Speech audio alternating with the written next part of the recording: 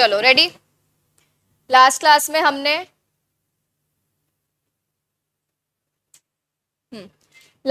हमने एक टॉपिक देखा था, लिफ्टिंग और पियर्सिंग ऑफ कॉर्पोरेट वेल, है ना। इसके हम लोग केसेस पढ़ रहे थे क्या। इसका हमने फर्स्ट केस कंप्लीट किया था। फर्स्ट केस कौन सा था? एनिमी कैरेक्टर वाला था क्या? बिल्कुल। हाँ, एनिमी कैरेक्टर में हमने क्या बात पढ़ी थी? अच्छा पहले तो केस लॉ का नाम बता दो। हाँ, Daimler company limited versus continental tyres and rubber company. ठीक है, इस कंपनी में मतलब इस वाले केस में कोर्ट ने क्या किया था? लिफ्टिंग और पियर्सिंग ऑफ कॉर्पोरेट वेल किया था। ठीक है, सही आ रही है ना। चलो अब आते हैं हम लोग नेक्स्ट पॉइंट पे।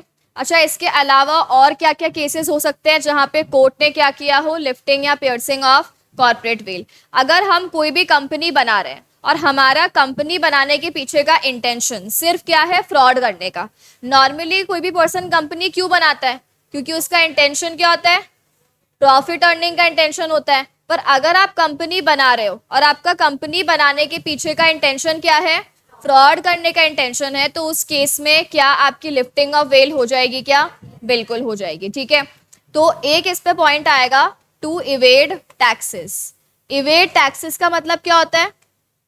अगर हम लोग क्या कर रहे हैं? टैक्स की चोरी कर रहे हैं। ठीक है, इसमें जो अपना केस लॉ आएगा वो क्या आ जाएगा? दिनशॉ, हाँ, मैनेजी, पेटिट। अब अगर हम बात करें, इवेड का मतलब क्या होता है? टैक्स की चोरी करना। ठीक है, अगर कोई भी पर्सन इनकम कमा रहा है तो उसकी ड्यूटी क्या बनती है? उसकी ड्यूटी ये बनती है कि वो प्रॉपर इनकम पे कैलकुलेट करके जो भी टैक्स आ रहा है वो टैक्स किसको पे करे? वो टैक्स गवर्नमेंट को पे करे। लेकिन इस केस में क्या हो रहा था? इसमें वो पर्सन क्या कर रहा था? टैक्स की चोरी। कैसे? देखो, ये पर्सन था दिनशॉ। अब इसके पास काफी सारी क्या आ रही थी? इसके पास काफी सारी इनकम आ रही थी। अब इनकम ज्यादा आ रही थी ना, फिर भी परेशान था। क्यों परेशान था? Because higher the income higher the amount of tax. जितनी इनकम आएगी उतना आपको टैक्स पे करना है। एक सेकेंड, जितनी इनकम आएगी उतना आपको क्या करना है? टैक्स पे करना है। ठीक है, तो अब इस बंदे ने क्या सोचा कि चलो अब ये अलग अलग इसने चार क्या बना दी? इसने अलग अलग चार कंपनीज बना दी और इन कंपनीज को अपनी इनकम क्या कर दी? ट्रांसफर कर दी। तो अभी तक अकेले के पास इनकम थी, अब इसकी इनकम क्या हो गई? अलग अलग पार्ट्स में डाइवर्ट हो गई। तो अभी तक एक पार्ट था इनकम का तो टैक्स ज्यादा आ रहा था। अब इनकम के कितने पार्ट्स हो गए? 5 अलग अलग पार्ट्स हो गए। तो अब क्योंकि इसने क्या करा? इस तरीके से 5 पार्ट कर दिए तो इसकी इनकम कम हो गई और टैक्स की लायबिलिटी भी इसके ऊपर क्या आने लग गई? कम। और कभी इसको पैसों की रिक्वायरमेंट हो तो ये इन कंपनीज से खुद को क्या मांग लेता था कि भाई लोन दे दो। खुद के पैसे हैं और खुद ही ले रहा है, बट क्योंकि क्या बोल रहा है? मैं अलग हूं और कंपनीज अलग है, तो ये क्या मान रहा है? सेपरेट एंटिटीज, है ना। तो अब खुद को पैसा चाहिए तो क्या दिखा दिया बुक्स ऑफ अकाउंट्स में? लोन ले रहा हूं। पर एक्चुअली कर तो फ्रॉड ही रहा है। यानी कंपनी बनाने के पीछे का इंटेंशन क्या था? टैक्स की चोरी, टैक्स इवेजन। तो कोर्ट ने क्या किया? मतलब पहले ये बात किसके पास गई? Income tax commissioner. उसको शक हो गया कि यार इसकी इनकम तो इतनी आती थी, अचानक से क्या हो गया? अचानक से कैसे कम टैक्स पे कर रहा है? तो उन्होंने इंक्वायरी करी और उससे क्या समझ में आया कि भाई ये तो कंपनी बना के बैठा हुआ है इतनी सारी। तो अब उन्होंने क्या करा?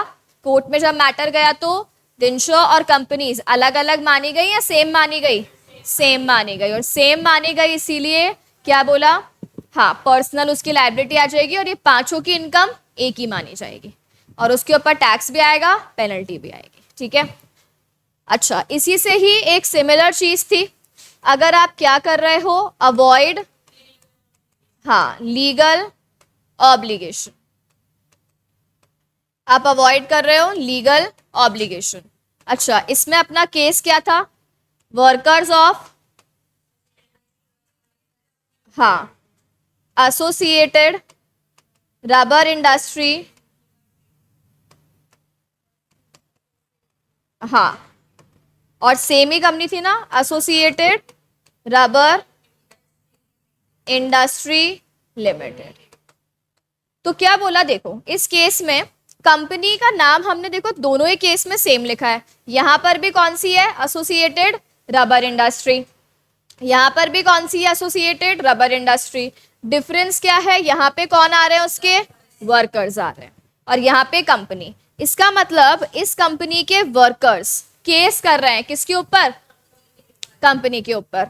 अब इसमें क्या हुआ था सुनो, अब यहाँ पे जो एक कंपनी थी, इस कंपनी की भी अगेन क्या आ रही थी, इनकम। कौन सी कंपनी भाई, एसोसिएटेड रबर इंडस्ट्रीज। इस कंपनी की भी क्या आ रही थी, बहुत सारी इनकम आ रही थी। अब इनकम आ रही थी तो लेबर लॉ लगते हैं आपके ऊपर, वो क्या बोलते हैं, कंपनी की जितनी ज्यादा इनकम आएगी ना उतना बोनस पे करना होगा अपने वर्कर्स को। अब अगेन इस कंपनी को भी टेंशन हो गई कि यार हम इतनी इनकम कमा रहे हैं, कोई तरीके होते हैं क्या, सारा का सारा इनकम तो हम किस में लगा देते हैं, वर्कर्स के लिए, हमें नहीं बांटना उनको बोनस, तो क्यों ना हम बोनस का अमाउंट कम करें। तो इन्होंने क्या करा, अब इसने भी क्या बनाई, एक दूसरी अपनी कंपनी बना ली, और इसने क्या किया, उस इनकम को यहाँ पे क्या कर दिया, डाइवर्ट कर दिया, इनकम को यहाँ पे क्या कर दिया, डाइवर्ट कर दिया। तो अगर पहले एग्जाम्पल अगर अपन लें, मान लो पहले अगर आपकी इनकम 50 लाख रुपए थी, कंपनी की पहले कितनी इनकम थी, 50 लाख, और एक्स्ट्रा इनकम आ गई थी मान लो 40 लाख, एक्स्ट्रा इनकम कितनी आ गई, 40, तब टोटल इनकम कितनी हो गई, 90 लैक्स। तो अब इस कंपनी को जो बोनस बांटना पड़ता वो कितने पे बांटना पड़ता, 50 की 90, 90। तो इनको दुख होने लग गया यार ये क्या तरीके हैं, तो इन्होंने क्या करा, जो ये एक्स्ट्रा इनकम आई है ना, ये एक्स्ट्रा इनकम क्या करी, दूसरी कंपनी को ट्रांसफर करके दिखा दी कि भाई ये 40 लाख हमारे नहीं है, ये हमने किसको दे दिए, किसके हो गए ये हो गए इस वाली कंपनी के, ये कंपनी बना के इसको दे दिया। अब वर्कर बोले लाओ बोनस लाओ, तो ये लोग वर्कर्स को क्या बोलने लग गए कि हमारी तो इनकम 50 लाख ही है, बाकी रिमेनिंग इनकम हमारी तो है ही नहीं, वो तो किसकी है, इस कंपनी की। हमारी कंपनी सेपरेट लीगल एंटिटी है, तुम्हारी कंपनी सेपरेट लीगल एंटिटी है, तो अब अलग अलग है सब। अब जब सब अलग अलग ही है तो इस केस में फिर क्या बोला कि हमारी इनकम हमारी 50 लाख मानी जाएगी, उस पर तुम चुपचाप करके बोनस ले लो, रिमेनिंग 40 लाख हमारी है ही नहीं, उस कंपनी की है, तो वो वाली कंपनी के पैसे से हम तुम्हें बोनस देंगे क्या, नहीं देंगे। ठीक है, ऐसा बोल दिया। वर्कर्स को गुस्सा आ गया, तो झूठ बोल रहे हैं, नाटक कर रहे हैं। वर्कर्स कहाँ पहुंच गए, वर्कर्स पहुंच गए कोर्ट में, और कोर्ट में जाके उन्होंने क्या बोला कि ऐसे ऐसे हो रहा है। अब कोर्ट ने रियलाइज किया कि यार ये दूसरी कंपनी बनाने के पीछे कोई बिजनेस का ऑब्जेक्टिव तो है नहीं, इनको प्रॉफिट तो कमाना ही नहीं है, बल्कि ये क्या कर रहे हैं, वो कंपनी बना के सिर्फ अपनी इनकम डाइवर्ट कर रहे हैं, इनकम को वहां ट्रांसफर कर रहे हैं, और उससे क्या होगा, इनकी इनकम कम दिखेगी, कम इनकम दिखेगी तो बोनस कम देंगे। तो अल्टीमेटली वर्कर्स के साथ तो ये गलत कर रहे हैं कि नहीं कर रहे हैं, इसीलिए कोर्ट ने इस कंपनी और नई वाली कंपनी को अलग अलग माना कि सेम माना, सेम माना। सेम मान के वेल क्या कर दी उसने, लिफ्ट, और दोनों की इनकम अभी एक ही मानी जाएगी, तो टोटल 90 लाख मानी जाएगी। अच्छा, जो भी अपन फिगर्स लेते हैं वो सब अपने एग्जाम्पल है, केस के एग्जाम्पल नहीं है, ठीक है, वो समझने के लिए अपन ने अपने फिगर्स ले लिए। ठीक है, तो ये कौन सा हो गया अपना, टू अवॉइड लीगल ऑब्लिगेशन। ठीक है, इसके बाद में एक आएगा अपना एजेंट वाला। अपन ने कॉन्ट्रैक्ट एक्ट भी पढ़ा है, और उसमें हमने पढ़ा है प्रिंसिपल और एजेंट रिलेशनशिप। अब देखो, अगर यहाँ पे हम लोग बात करें तो एक बंदा होता है प्रिंसिपल और एक बंदा होता है एजेंट। अब प्रिंसिपल अपना काम खुद नहीं करना चाहता तो वो अपना काम करने के लिए किसको रखता है, एजेंट को। और एजेंट जो है उसका काम सिर्फ खुद के लिए काम करना नहीं है, सिर्फ किसके लिए काम करना है, प्रिंसिपल के लिए काम करना है। तो क्या बोला, क्योंकि एजेंट खुद का तो कुछ काम ही नहीं कर रहा, वो सिर्फ किसके लिए काम कर रहा है, वो सिर्फ प्रिंसिपल के लिए काम कर रहा है, इसीलिए हम ये मानेंगे प्रिंसिपल और एजेंट अलग अलग नहीं है। एजेंट जो भी गलती करेगा, एजेंट की गलती के लिए कौन लायबल होगा, एजेंट की गलती के लिए प्रिंसिपल लायबल होगा। इसमें हमने एक ट्रांसपोर्ट कंपनी वाला केस देखा था क्या, एक अपने, हाँ क्या नाम था कंपनी का, ट्रांसपोर्ट। अब ये जो, हाँ ठीक है, ये जो कंपनी है, ये कंपनी को क्या करना था, परमिशन चाहिए थी। इस कंपनी को क्या चाहिए था, लाइसेंस। लाइसेंस मतलब काम करने के लिए गवर्नमेंट से परमिशन। पर इस कंपनी ने कोई कांड वांड कर दिए होंगे पास्ट में, तो गवर्नमेंट ने क्या बोला, भाई हम तुम्हें कोई लाइसेंस नहीं देंगे। अब ये कंपनी अटक गई ना, अब ये काम ही नहीं कर पा रही क्योंकि लाइसेंस ही नहीं मिल रहा। तो अब इस कंपनी ने क्या सोचा कि देखो हम तो काम नहीं कर सकते, अब हम एक दूसरी कंपनी बनाते हैं और उस दूसरी कंपनी को अपना क्या बना लेते हैं, एजेंट। और फिर हम उस दूसरी कंपनी को बोलेंगे भाई तुम तो सेपरेट एंटिटी हो ना, तो अब हम इसके नाम से क्या लेंगे, लाइसेंस, और काम तो हम ही करेंगे बट नाम किसका यूज करेंगे, उसका। मतलब इसको आप क्या बोल दोगे, प्रिंसिपल, और सेकेंड वाली कंपनी को आप क्या बोल दोगे, एजेंट। तो अल्टीमेटली काम तो कौन ही करवा रही है, प्रिंसिपल। अब जब पता चलेगा अथॉरिटीज को तो ये गलत है कि सही है, गलत ही है, क्योंकि अल्टीमेटली आप जो एजेंट से काम करवा रहे हो, एजेंट क्या अपना खुद का कोई सेपरेट काम कर रहा है, नहीं, वो किसके लिए काम कर रहा है, वो आपके लिए, प्रिंसिपल के लिए काम कर रहा है। तो इसीलिए एजेंट गलत कर रहा है बट लायबिलिटी आपकी आएगी, क्योंकि करवाया किसने है, आपने, और उसका तो खुद का कोई मोटिव ही नहीं है बनने का, बनाया किसने उसको, आपने। क्यों, आपका काम करने के लिए।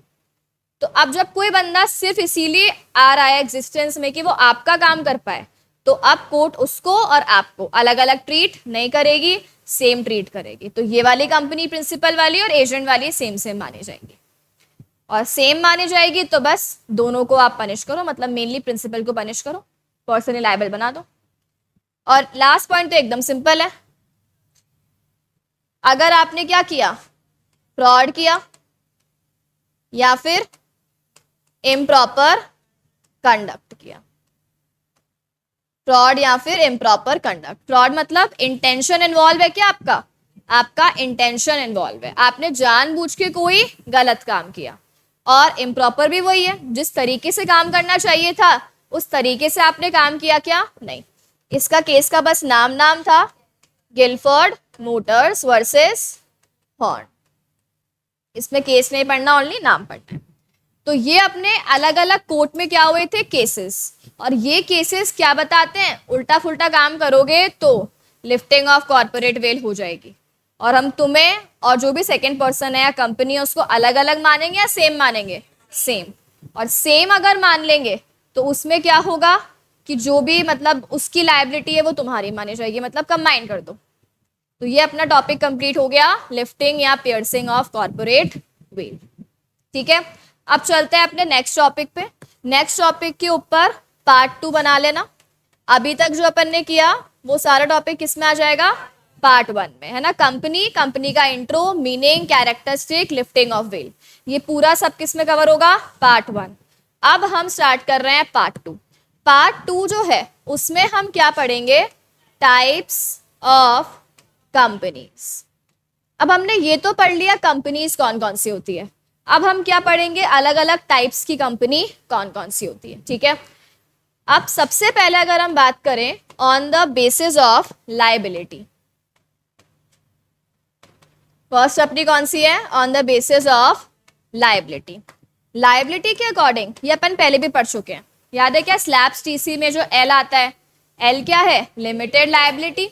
तो उसमें भी हमने पढ़ा है कंपनी की लायबिलिटी या तो कैसी हो सकती है, या फिर अनलिमिटेड। अच्छा, लिमिटेड के भी दो होते हैं, correct, limited by shares and limited by guarantee. अब शेयर्स में याद है क्या, एकदम सेम कंटेंट आएगा, आपकी लायबिलिटी हाँ कितनी होगी, अनपेड वैल्यू ऑफ शेयर्स। यानी अगर मैंने एक 100 रुपए का शेयर लिया और मैंने 100 रुपए में से 30 रुपीज का पेमेंट कर दिया, अनपेड कितना है, 70। तो कंपनी मुझसे सिर्फ कितने रुपए मांग सकती है, 70। ठीक है, जितना मैंने शेयर पे पेमेंट कर दिया वो नहीं मांगेगी, जितना अनपेड वैल्यू है वो मुझसे कंपनी पेमेंट मांग लेगी। ये सेम टू सेम कैरेक्टरिस्टिक्स में हम पढ़ चुके हैं।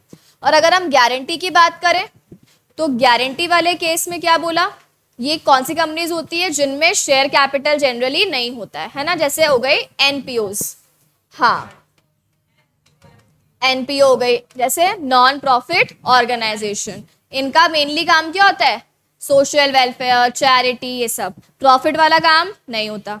अब इनको पता है ना हमें प्रॉफिट का काम ही नहीं करना, तो कौन सा काम करना है, चैरिटी, उसके लिए वैसे हमें लोग क्या देंगे, डोनेशन। तो जब पैसा मिल ही जाएगा डोनेशन वगैरह से, तो हम क्यों शेयर इशू करें फालतू में, हमें जरूरत ही नहीं है। तो ये कंपनीज क्या बोलती है, छोड़ो, हम शेयर इशू करेंगे ही नहीं। और जब हम शेयर ही इशू नहीं करेंगे तो क्या ये लिमिटेड बाय शेयर में आ पाएंगे, नहीं। तो अब ये क्या बोलते हैं इसके मेंबर कि देखो अभी तो शेयर की जरूरत है ही नहीं, पर हो सकता है ना जब कंपनी बंद हो तब पैसों की रिक्वायरमेंट पड़ जाए। तो इस कंपनी के मेंबर क्या बोलते हैं, जब कंपनी का क्या होगा, वाइंडिंग अप, वाइंडिंग अप के टाइम पे हम पैसा देंगे। स्टार्टिंग में वो गारंटी दे रहे हैं कि भाई जब कंपनी का वाइंडिंग अप होगा, वाइंडिंग अप के टाइम पे हम इतना इतना पैसा देंगे। तो एग्जाम्पल 3 मेंबर है ए बी सी। ए ने बोला मैं 10 लाख दूंगा, बी ने बोला 5 लाख दूंगा, सी ने बोला 2 लाख दूंगा। तो ये पैसा कब पे करेंगे, at the time of winding up. क्या हम इनसे पैसा पहले मंगवा सकते हैं, बीच में ही नहीं, पर इनसे पैसा हम बीच में मंगवा सकते हैं। शेयर वाला पैसा पहले मंगवाया जा सकता है, गारंटी वाला पैसा सिर्फ कब मंगवाया जाएगा, जब वाइंडिंग अप होगा, पहले मंगवाया नहीं जा सकता। ठीक है। और थर्ड तो एकदम सिंपल है, अनलिमिटेड लायबिलिटी। इसमें क्या आएगा, कंपनी के मेंबर की लायबिलिटी पर्सनल हो जाएगी, पर्सनल लायबिलिटी ऑफ मेंबर्स। तो ये आपका टॉपिक एकदम सेम है जो अपन पहले पढ़ चुके। ठीक है, तो ये अपना फर्स्ट हो गया on the basis of liability. यहां तक कोई डाउट? अब हम स्टार्ट करेंगे पॉइंट नंबर 2, बनाओ, on the basis of membership.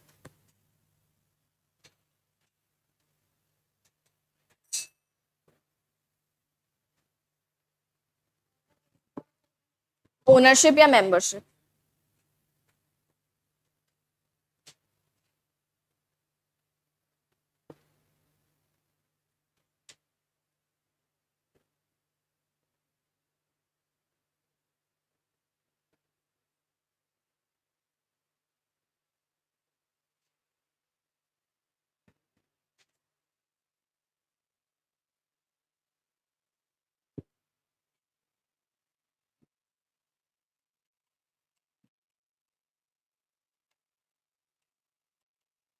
अब देखो इसके अकॉर्डिंग हमारे पास में 3 टाइप की कंपनीज होती है, प्राइवेट कंपनी, पब्लिक कंपनी, हाँ, और OPC that is 1 person company. Public, private and 1 person company. अब एक बार सुनो पहले कि क्या होता है। अगर सबसे पहले हम बात करें पब्लिक और प्राइवेट, देखो पब्लिक कंपनी एक ऐसी कंपनी होती है जिसमें नाम में क्या आ रहा है, पब्लिक, यानी पब्लिक का कोई भी पर्सन उस कंपनी का मेंबर बन सकता है।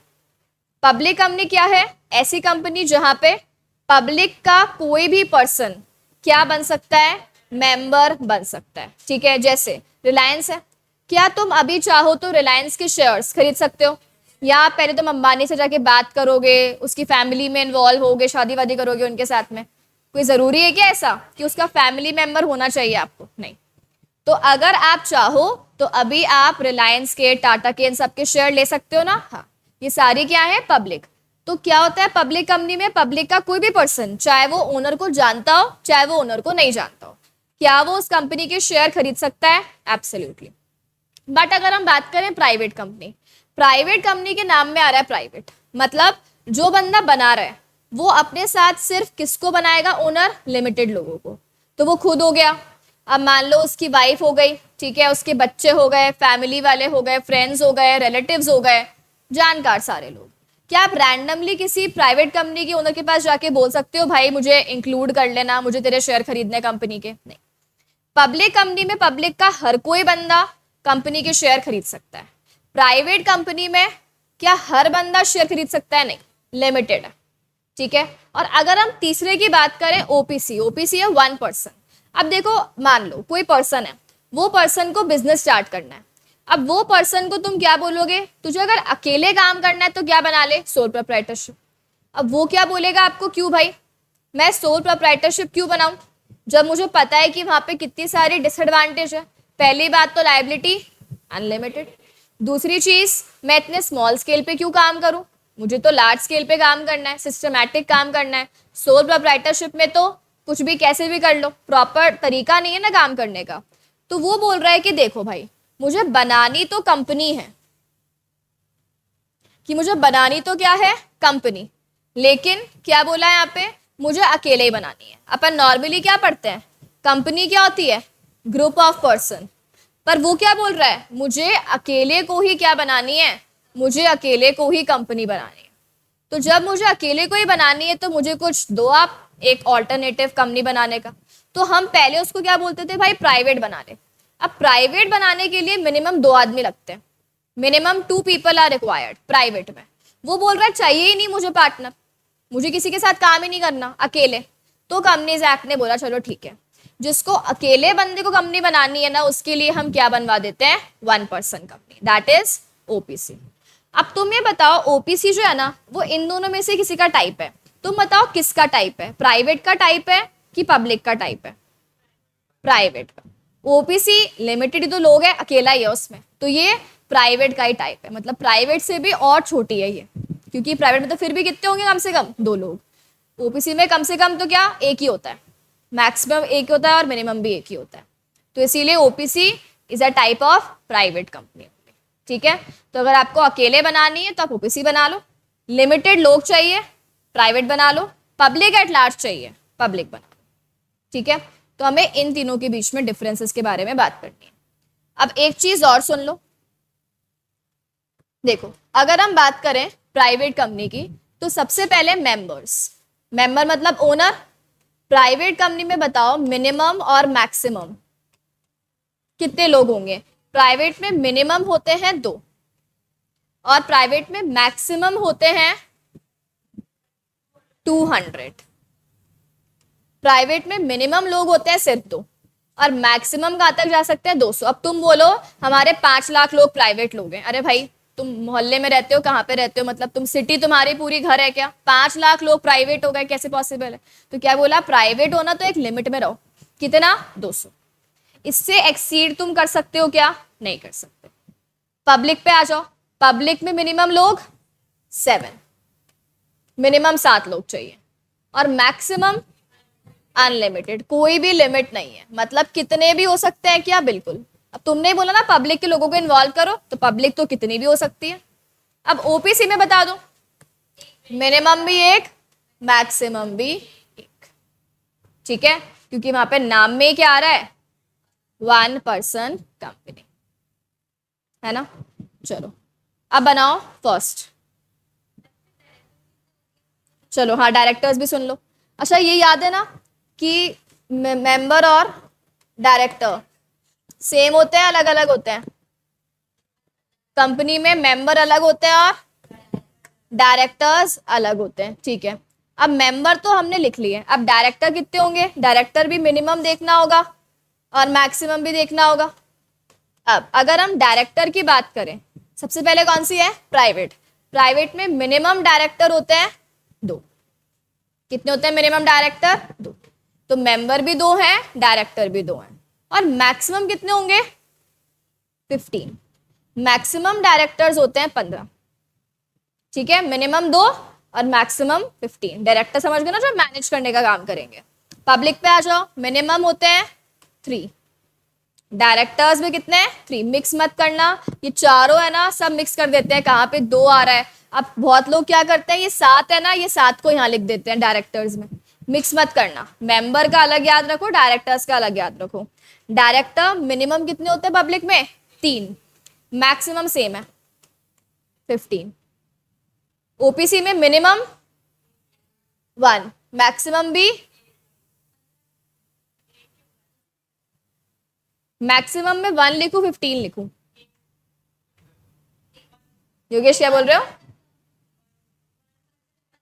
योगेश कुछ और बोल रहा है शायद, योगेश क्या, क्या, लिखो ही मत। अगर तुम्हें एग्जाम में ये करना है कि तुम लिखो ही मत, फिर तुम्हारे साथ क्या होगा,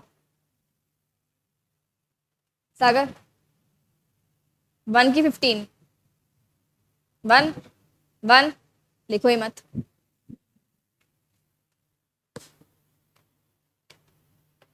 15 आएगा। अब तुम बोलोगे कैसे, 1 पर्सन कंपनी है, ओपीसी है। 1 पर्सन कंपनी है, 1 डायरेक्टर कंपनी है क्या?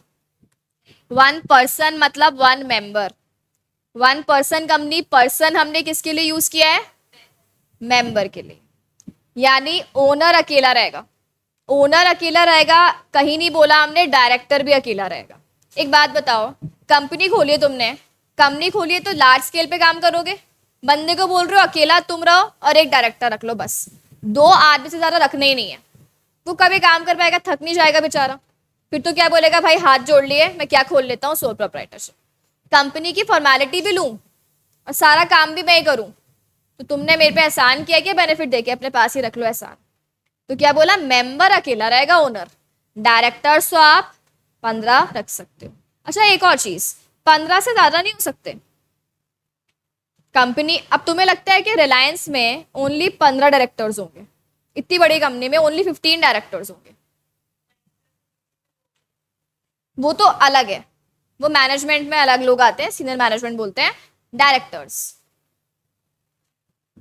15 से काम चल जाएगा कि इतनी बड़ी बड़ी कंपनीज का? तो तुमने तो मैक्सिमम लिमिट लिख दी। लिखी है तो क्या हो गया, बढ़ा भी तो सकते हैं। कंपनीज एक्ट क्या बोलता है, मैक्सिमम एक बार के लिए हमने कितना बोल दिया, 15 बोल तो दिया, बट तुम्हें ज्यादा चाहिए तो बढ़ा लेना। बट बढ़ाने से पहले किससे पूछोगे, मेंबर्स। बढ़ाना है ना बढ़ा लो। पर डायरेक्टर्स ऐसे नहीं है अपने मन से 5 लोग ऐड कर दिए, कम पड़ रहे हैं भाई गप्पे मारने हैं 5 लोग नए ले आओ, और कम पड़ रहा है टाइम पास नहीं हो या 10 लोग और ले आए। डायरेक्टर्स को पावर मत दो। किसको पावर दो, मेंबर। मेंबर देखेंगे भाई कंपनी में काम भी है कि नहीं है।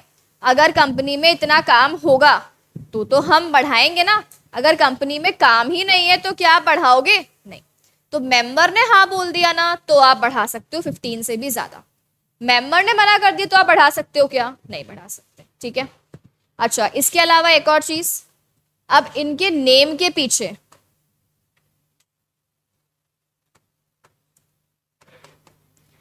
हाँ प्राइवेट है ना, जैसे मान लो नाम है एबीसी, तो इसके क्या आ जाएगा, एबीसी प्राइवेट लिमिटेड। पब्लिक है तो एबीसी लिमिटेड, और ओपीसी है तो एबीसी ब्रैकेट में लिखोगे ओपीसी। बताओ प्राइवेट लिमिटेड की लिमिटेड? प्राइवेट का टाइप है ना, प्राइवेट लिमिटेड। लिखो इसको।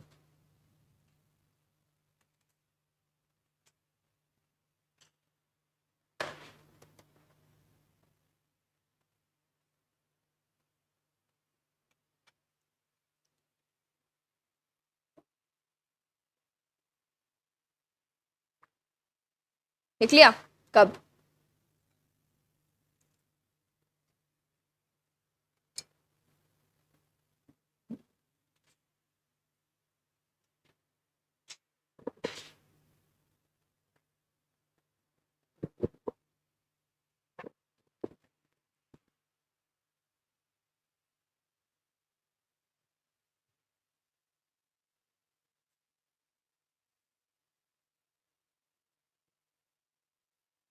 इसको है ना नंबरिंग कर दो, 1 2 3।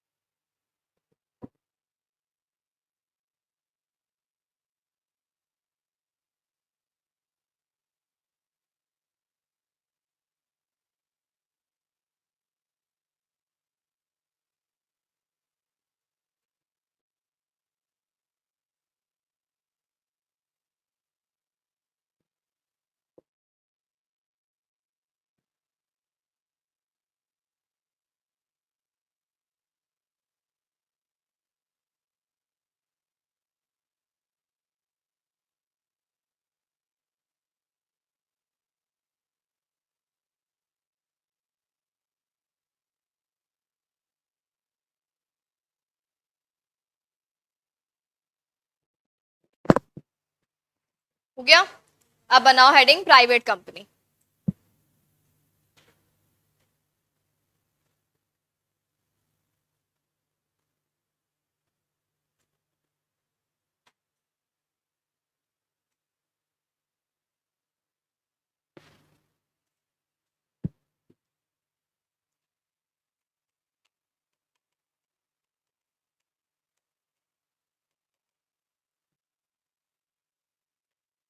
सेक्शन लिखो, section 2 clause 68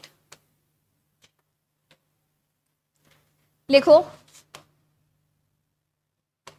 no minimum capital requirement, second members minimum maximum अपने आप लिखो।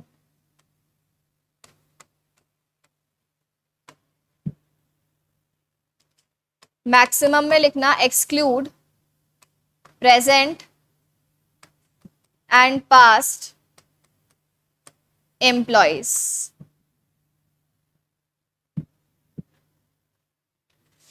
Point number 3, directors minimum maximum अपने आप लिखो। Point number 4,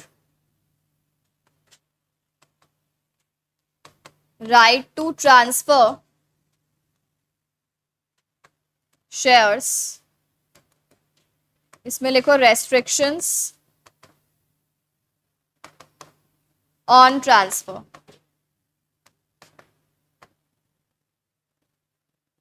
next, prohibits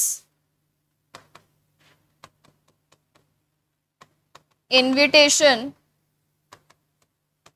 to public to subscribe to companies securities।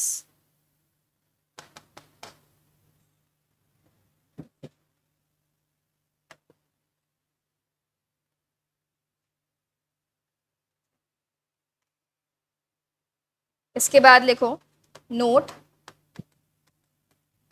Joint holders counted as one.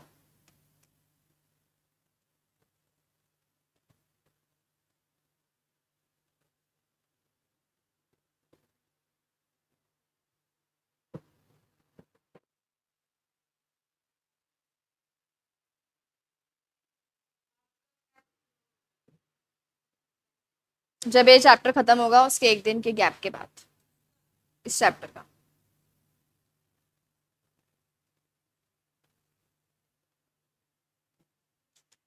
But अभी इसमें time लगेगा, उससे पहले भी एक टेस्ट दे दो। बोलो, हंस रहे हैं बस। हाँ 1 2 3 4 का भी तो था कॉन्ट्रैक्ट वाला, वो कब दे रहे हो? पर वो तो मैं इसका लूंगी ना। हाँ वो तो मैंने बोला था, बट इसमें टाइम लगेगा ऐसे कह रही हूँ। मंडे को रेडी है क्या सब?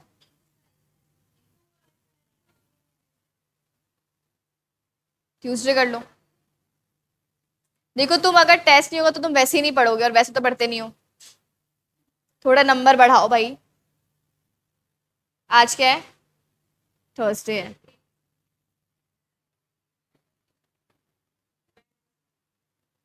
वन टू थ्री फोर, हाँ डन। 1 2 3 4 contract act. 1 2 तो तुमने पढ़ी रखी है, तुम्हें बहुत अच्छे से आती है। 3 और 4 ही तो पढ़नी है बस। डन है, फाइनल है, अब चेंज नहीं होगा ये। और मैं अभी डलवा रही हूँ जाके 1 2 3 4। ठीक है चलो, लिखा है यहाँ तक। अब देखो क्या लिखा है इसमें हमने। देखो सबसे पहले नो मिनिमम कैपिटल, इसका मतलब अगर आपको प्राइवेट कंपनी खोलनी है तो कोई आपको ये नहीं बोलेगा कि भाई कम से कम 10 लाख लाओ, या कम से कम 5 लाख लाओ, कम से कम 40 लाख लाओ। नहीं, तुम्हारे पास जितना पैसा है ना तुम उतना पैसा लाओ, उतना पैसा लगाओ और कंपनी खोल लो। पहले ना लिमिट होती थी कि इतना पैसा लाओगे तो ही कंपनी खोल पाओगे। अब क्या बोल दिया, हटाओ, तुम्हारी मर्जी। तुम्हारे पास कम पैसा है ज्यादा है, तुम अपने अकॉर्डिंग पैसा लगाओ ना, हमें क्या प्रॉब्लम है। तो अभी एक्ट ने क्या बोला, हम तुम्हें कैपिटल की कोई भी मिनिमम लिमिट दे रहे हैं क्या? नहीं, तुम्हारी मर्जी है। तुम 1 लाख से चालू कर दो, तुम्हारी मर्जी है तुम 1 करोड़ लगा दो, हमें कुछ नहीं बोलना, तुम डिसाइड कर, ठीक है। मेंबर मिनिमम में, मैक्सिमम में, बट इसने क्या बोला कि जो ये 200 है ना, 200 में दो लोग काउंट नहीं होंगे, और वो दो लोग कौन से रहेंगे, एक तो प्रेजेंट एम्प्लॉइज और एक पास्ट एम्प्लॉइज कम मेंबर कर लो, एम्प्लॉइज कम मेंबर लिख लो इसके आगे। एम्प्लॉइज कम मेंबर का मतलब ये है कि एम्प्लॉइज जो मेंबर भी हैं।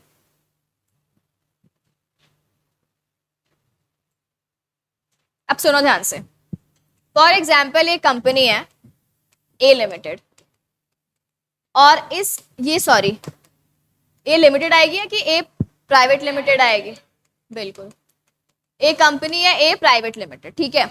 इस कंपनी में अभी एट प्रेजेंट 190 मेंबर्स है। कितने मेंबर्स हैं?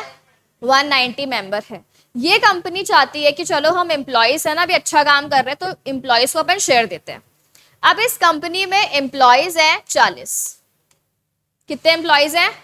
40 एम्प्लॉयज हैं। अब ये कंपनी क्या चाहती है? 40 एम्प्लॉयज को शेयर देना। क्या ये कंपनी 40 एम्प्लॉयज को शेयर दे सकती है कि नहीं दे सकती? पहला क्वेश्चन, क्या पूरे 40 को शेयर दे सकती है या नहीं दे सकती, या ओनली 10 को दे सकती है?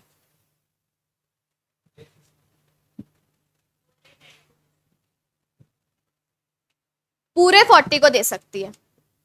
हमने बोला अगर आप एम्प्लॉय हो और आपको शेयर दे रहे हैं तो आप मेंबर भी तो बन जाओगे साथ के साथ, क्योंकि जिसके पास शेयर होता है वो मेंबर बनेगा अल्टीमेटली। तो क्या बोला, एम्प्लॉय को अगर आप शेयर दे रहे हो ना तो वो लिमिट में काउंट ही मत करो। यानी अगर मैंने इनको शेयर दिए तो वैसे ही कितने होते, 90 और 190 और 40। वैसे अगर अपन करते तो ये 230 हो जाते ना, 230, बट 230 तो अलाउड ही नहीं होता क्योंकि मैक्सिमम लिमिट तो 200 है। तो हमने क्या बोला, ये जो 40 है ना ये लिमिट में काउंट ही नहीं होंगे। इसका मतलब इन 40 को दोगे ना तब भी लिमिट कितने की रहेगी? 190 की ही रहेगी। एम्प्लॉय को दिया ना वो काउंट ही नहीं होगा, ठीक है। अब मान लो ये 40 एम्प्लॉय थे, ये 40 के 40 एम्प्लॉय कंपनी में काम कर रहे थे पर इनको सैलरी अच्छी नहीं मिल रही थी, 40 के 40 ने जॉब छोड़ दी एक साथ, ठीक है। अब शेयर तो अभी तक नहीं बेचे, मतलब एम्प्लॉय नहीं है, अभी भी मेंबर है। शेयर नहीं बेचे मतलब मेंबर है, और जॉब छोड़ दी मतलब एम्प्लॉय नहीं है। क्या हम इनको पास्ट एम्प्लॉयज बोल सकते हैं क्या? मतलब अभी ये 40 लोग क्या हो गए? Past employees. तो क्या अब हम ऐड कर दें क्या इनको? बोला नहीं, अभी भी ऐड नहीं करना। प्रेजेंट वाले एम्प्लॉयज हैं उनको भी ऐड नहीं करना, जॉब छोड़ के चले जाते हैं ना उनको भी ऐड नहीं करना, ठीक है। मान लो अगर हम ऐड कर देते तो फिर ये लिमिट कितने की हो जाती? 230 की हो जाती ना, अगर ऐड कर देते तो बता रही हूँ। फिर आप किसको 30 को किसको हटाते? कोई आपके शेयर बेचने के लिए रेडी क्यों होगा? और आप किसको फोर्स करोगे 30 लोगों को कि तुम बेचो? नहीं बेचने हमें तो आप फोर्स कैसे कर सकते हो किसी को शेयर बेचने के लिए? नहीं कर सकते। इसीलिए क्या बोला, ना तो प्रेजेंट एम्प्लॉय को काउंट करो ना ही पास्ट एम्प्लॉय को काउंट करो, काउंट ही नहीं करना। तो 200 की लिमिट में वो आएंगे ही नहीं। तो ये 190 रही या 230 हो गई? 190 ही रहेगी, 230 की लिमिट नहीं हो रही है, ठीक है। वापस देख लो क्या बोला, एक्सक्लूड, मतलब ये जो 200 की लिमिट है, ये 200 की लिमिट में ये दोनों नहीं आएंगे, प्रेजेंट एम्प्लॉयज और पास्ट एम्प्लॉयज। काउंट ही नहीं करने उनको, आपको शेयर देने हैं देते रहो चलेगा, काउंट नहीं करने। मान लो किसी कंपनी में 150 तो एम्प्लॉयज ही हैं, सबको शेयर दे दिए, अगर काउंट करते तो लिमिट तो 50 की रह जाती, फिर प्रॉब्लम है ना, फिर तो मेंबर बनता कौन फिर? इसीलिए क्या बोला, एम्प्लॉयज को देते हो देते रहो, लिमिट में काउंट मत करो, ठीक है। तो क्या बोला, एम्प्लॉयज कम मेंबर, समझोगे ना क्यों लिखा है? क्योंकि वो एम्प्लॉयज भी हैं और साथ के साथ मेंबर भी हैं, इसीलिए। ओके, डायरेक्टर बता दो जल्दी से। मिनिमम 2, मैक्सिमम ओके नहीं, शेयर के बाद ही बात हो रही है ये। नॉर्मली एम्प्लॉयज है तो मतलब ही नहीं है हमें, हमें मतलब तो किससे है? हम बात किसकी कर रहे हैं? मेंबर की। बाहर का मतलब एम्प्लॉय नहीं हो तब तो काउंट होगा। ये बात ही किसकी कर रहा है? आप एम्प्लॉय और मेंबर दोनों हो साथ में, तब आप काउंट नहीं होगे। सिर्फ मेंबर हो तो काउंट होगे, और सिर्फ एम्प्लॉय हो तो मतलब ही नहीं है हमें, हम तो मेंबर की बात पढ़ रहे हैं, ठीक है। ओके, अच्छा इसके बाद में तुम्हें स्लैब्स टीसी याद है? टी क्या था? टी ट्रांसफरेबिलिटी, उसमें याद है अपन ने 2 एरो बनाए थे, public company private company. Public company में पब्लिक का हर बंदा अलाउड है, तो शेयर ट्रांसफर करना क्या था, फ्रीली ट्रांसफरेबल। यानी पब्लिक कंपनी में हम शेयर्स कभी भी किसी को भी ट्रांसफर कर सकते हैं। प्राइवेट में ट्रांसफर तो कर सकते हो बट रेस्ट्रिक्शंस है, मतलब कंपनी आपको बोलेगी कि कर तो लो पर जैसे हम कंडीशन लगाएंगे ना वो कंडीशन मानते हुए। मतलब प्राइवेट में कैसे है, ट्रांसफर कर तो सकते हैं, क्या कर सकते हैं, मना नहीं ट्रांसफर पे बट विद रेस्ट्रिक्शन। और पब्लिक में तो फ्रीली ट्रांसफरेबल है, ठीक है, ये सेम है वो वाला। इसके बाद क्या प्राइवेट कंपनी पब्लिक के लोगों को बुला सकती है, आओ आओ शेयर ले लो, नहीं। जब पता है कि पब्लिक के लोग अलाउड ही नहीं है तो आप पब्लिक के लोगों को बुला भी नहीं सकते। अब देखो यहाँ पे वर्ड लिखा है प्रोहिबिट, बहुत ध्यान से पढ़ना कंपनीज एक्ट। कहाँ पे प्रोहिबिट लिखा है, कहाँ पे रेस्ट्रिक्शन लिखा है। रेस्ट्रिक्शन का मतलब काम कर सकते हो पर रोक है, कर तो सकते हो पर बात मान लो। प्रोहिबिट मतलब कर ही नहीं सकते, मनाही है, बात ही खत्म है। तो पब्लिक को तो बिल्कुल बुला सकते हो क्या, नहीं। ट्रांसफर कर तो सकते थे रेस्ट्रिक्शन के साथ, पब्लिक को तो बुला ही नहीं सकते कि भाई आओ और शेयर लो। किसको बुलाओगे, प्राइवेट लोगों को, दोस्तों को, भाई बहनों को, फ्रेंड्स को, ठीक है। और लास्ट में एक चीज सुनो, मान लेते हैं एक कंपनी है ए प्राइवेट लिमिटेड, उसमें योगेश और सागर ने मिलके शेयर खरीदे, क्योंकि मान लो बहुत महंगी कंपनी थी, ठीक है। लेट्स से एक शेयर ही कितने रुपए का है, 1000 रुपए का है। तो इन्होंने क्या बोला कि यार अपन क्या काम करते हैं, 500 लगा देते हैं। तो इन्होंने ये शेयर कैसे खरीदा, ज्वाइंट होल्डिंग में। जैसे अपन बैंक में अकाउंट खोलते हैं ना, ज्वाइंट अकाउंट खोलते हैं, वैसे शेयर कैसे परचेज किया, ज्वाइंट होल्डिंग। तो अभी योगेश और सागर दोनों शेयर होल्डर है। अब मान लो कंपनी में कितने लोग हो गए, 199। कितने लोग हैं, 199। अब एक ही बचा हुआ है सिर्फ। अब ये दोनों पहुंच गए एप्लीकेशन लगाने, हम तो दोनों ही लेंगे 500 करके। अब तुम बताओ क्या कंपनी इनको शेयर देगी, अगर इनको शेयर देगी तो ये 200 एक हो जाएंगे क्या, या 200 ही रहेंगे, एक ही। ज्वाइंट होल्डर एक ही माना जाएगा, मतलब ये दो तुम्हें दिख तो रहे हैं अलग अलग पर शेयर तो कंबाइंड लिए हैं ना उन्होंने, तो इसीलिए वो एक ही माना जाएगा। तो ये +1 होगा ना कि +2। अच्छा मान लो ये 3 लोग होते तो मानसी भी होती साथ में, तो तभी भी 1 रहता। और ऐसे करके 1,00,000 लोग होते तो 1,00,000 लोगों को भी तुम एक ही मानोगे, ज्यादा नहीं हो गया ये, 1,00,000 कभी बन ही नहीं सकते। मैक्सिमम ज्वाइंट होल्डर्स 3 ही हो सकते हैं, बात खत्म। मैक्सिमम ज्वाइंट होल्डर कितने लोग मिलकर शेयर ले सकते हैं, 3 बस। 3 से ज्यादा ऐसे नहीं बोलोगे 5 लोग हैं हम पांचों मिलकर शेयर ले रहे हैं, नहीं। या तो 2 लोग या तो 3 लोग या अकेला। 4 लोग 5 लोग मतलब मोर देन 3 ज्वाइंट होल्डर्स नहीं हो सकते। अगर हो सकते होते तो फिर तो यही काम करते ना, 1,00,000 2,00,000 5,00,000 सब बोल देते हम मिलकर क्या है, ज्वाइंट होल्डर। तो एक्ट क्या बोलती, हमारे माथे पागल लिखा हुआ है क्या, एक्ट ने रोक लगा दी, ठीक है। कितने हो सकते हैं, मैक्सिमम 3, और उनको काउंट कितना करना है, 1 ही काउंट, ठीक है।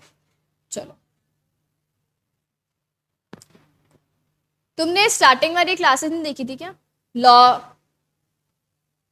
नहीं मैंने तो नहीं बताया होगा, बताया था क्या, जो पहले वाली मैम की थी। चलो कभी अपन बात करेंगे लॉ कैसे बनता है, उसका भी एक प्रोसेस है। हाँ पार्लियामेंट बनाते हैं, कल ही बात कर लेंगे, याद दिलाना।